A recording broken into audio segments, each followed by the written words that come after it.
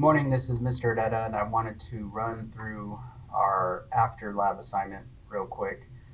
So basically what you have here, our lab was concerned about the law of conservation of mass, which states that whatever matter you have at the beginning of the reaction, you have to have that same matter at the end of the reaction.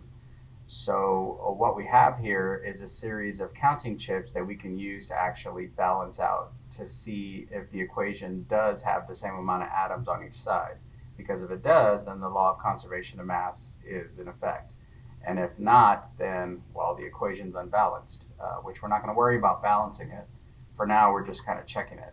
So what you're going to do is you have all these chips, and they're outlined for every element already.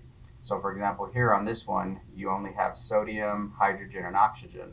So I'm only going to be using the pink sodiums, the blue hydrogens, and the yellow oxygens. So you won't use all the elements on every slide, so just keep that in mind.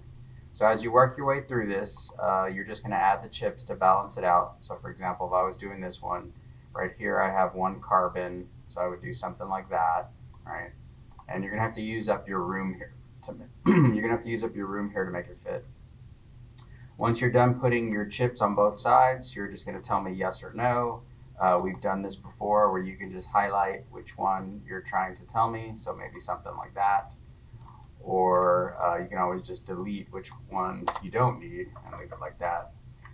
Your justification will actually be, so how do you know that, that the law of conservation of mass is being followed, yes or no? Justifying your answer just means, based on what you're looking at here, how do you know that that's the answer? So in this case, since we're using chips, you would just tell me, well, I have the same amount of chips on one side as I do the other, or the chips don't have the same amount on the reactant and the product side.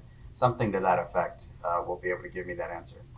Finally, on the last slide here, your analysis questions, you just need to state what the law of conservation of mass is.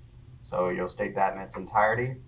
And then if an equation follows the law of conservation of mass, then, so if an equation is actually showing that the law of conservation of mass is in effect, how does an equation show that?